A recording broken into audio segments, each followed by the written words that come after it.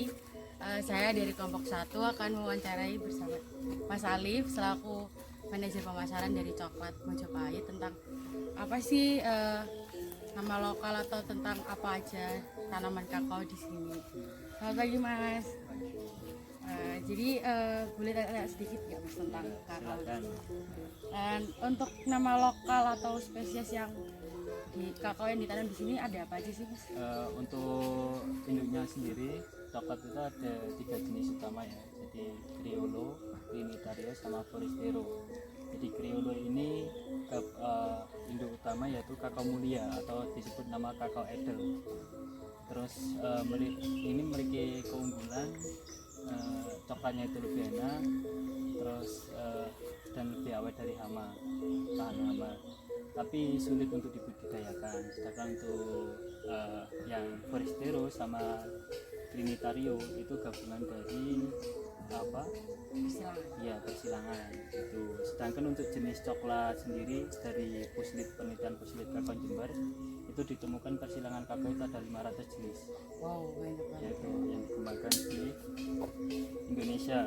Sedangkan di sini ini ada CCI sama Forastero Trinitario. Untuk Criollo untuk varietasnya sendiri yang dipakai di sini tuh ada apa aja sih? Kayak ada berapa Carolina gitu? Untuk varietas sendiri kita ini kebutuhan dari bantuan pemerintah. Jadi kemarin itu ada ICCRI 15 yaitu jadi itu gabungan dari Trinitario sama Criollo. Untuk kayak benihnya tadi kan kayak dari pemerintah, ada bantuan dari pemerintah ya Mas. Untuk selebihnya kayak lebih besar lagi tuh dari Coklat Mojopahit ini beli atau dari mengembangkan benih sendiri? Kita juga mengembangkan benih sendiri. Jadi untuk memilih benih yang bagus gitu. Benih yang bagus itu dilihat dari pohonnya itu harus minimal 3 tahun atau sampai 5 tahun ke atas. Untuk yang diambil pertama tidak boleh kena hama, jadi harus bersih, buahnya itu harus bersih. Terus yang diambil itu bagian tengah untuk pojok, dari atas sama bawah nggak diambil ya gitu. Untuk kita ambil itu varietas ini ya, varietas Trinitario sama ICCRI itu misalnya bagus. Terima kasih Mas. Untuk misalnya terserang hama itu cara pengendaliannya itu bagaimana ya Mas? Oke, untuk pengendalian hama yang pertama itu harus pohon ini harus dijauhkan dari ini ranting-ranting. Jadi kan ini pohonnya bersih, terus semua dikumpulkan di tengah. Terus yang kedua, setiap 1 tahun itu penyemprotan dilakukan 3 kali. Itu untuk pemanennya harus tepat waktu, jadi tidak boleh sampai busuk di pohonnya. Sampai busuk di pohon itu akan menyebabkan terjadinya hama, jadi akan merembet ke pohon-pohon yang lain itu. Terus untuk ranting ada namanya ranting pohon cacing, itu harus diambil. Sedangkan untuk seperti ini kan kena penggerebah kakao, itu harus disayat, kemudian dikasih punir atau dikasih namanya sentimetrin gitu. Terus kemudian bisa untuk yang di bawah ini kalau ada serangga itu bisa pakai penyemprotan serangga, biasanya di toko-toko ini ada gitu. Untuk perawatannya juga dari segi pengendalian daun dan buah itu harus ada penyemprotan buah. Jadi bisa pakai bahan kimia dan bisa pakai bahan alami. Terima kasih Mas. Mas, untuk mengetahui ciri-ciri panen itu gimana sih? Untuk mengetahui ciri panen, jadi buah kakao ini baru berbuah itu 2 tahun. Biasanya pohon kakao ini berbunga 1000 sampai 2000 bunga, tapi yang jadi cuma 1%. 1% satu pohon kakao ini menghasilkan 40 sampai 60 buah tergantung perawatan.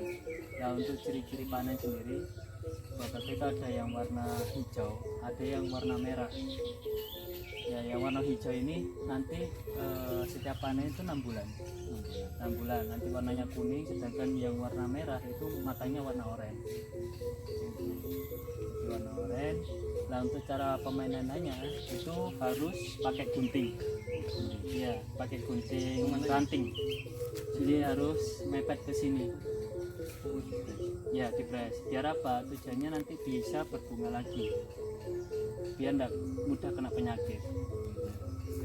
Jadi tidak boleh digunting gini, nggak boleh. Harus digunting, harus digunting. Terus untuk mengetahui apa panen dalam 1 tahun itu bro? Untuk 1 tahun biasanya bakal ini berbuah 2 kali. Jadi 1 hektar buah kakao itu ada 800 pohon. Caranya 3 meter biar lebih maksimal untuk panennya. Jadi panennya tadi warna kuning, yang warna hijau, sedangkan yang merah warnanya oranye. Makasih mas. Mas untuk hasil panennya ini nanti dijadikan produk apa saja ya? Ya, jadi sebelum diolah ini ada beberapa tahap proses ya. Jadi habis dari panen kita lakukan fermentasi. Nah, fermentasi ini ada bisa dimanfaatkan untuk caranya lendirnya ini, bisa buat bir, bisa buat etanol, bisa buat nataruku dan sebagainya. Istilahnya limbah dari fermentasi. Tapi setelah fermentasi dilakukan pengeringan baru masuk ke proses. Nah, proses ini itu butuh 8 tahapan proses ya. Jadi ada pre-dryer, jadi pengeringan itu menghasilkan ari sama nips. Nah, ari ini digunakan biasanya kalau kita untuk pupuk sama pakan ternak itu. Sedangkan nipsnya ini diolah untuk jadi coklat produk olahan. Itu untuk produk olahannya sendiri kita sudah menciptakan dari industri yang dari kelompok tani itu ada biji kakao, nips kakao, kakao mas atau pasta kakao, terus minyak kakao, bubuk kakao, sama olahan coklat candy. Kita juga mengolah coklat bubuk. Jadi di industri kami sudah mengelola berbagai olahan coklat. Jadi kayak gitu. Oh, ya. Terima kasih mas. Oke mas, untuk pertanyaan selanjutnya, untuk pemasaran kakao ini apakah sudah sampai ekspor atau masih lokal aja mas? Sementara ini dari hasil tanaman kakao ini ada biji ya, biji kakao kita mengumpulkan dari petani seluruh Jawa Timur. Kebetulan yang punya ini adalah ketua asosiasi kakao Jawa Timur. Di petani-petani kumpul ke sini untuk ekspor kita tidak ekspor, tapi kita kelola sendiri. Nah, kita kelola sendiri, produksi sendiri, terus pasarkan sendiri. Untuk pasar kita itu high ke atas, soalnya pakai coklat konvertur.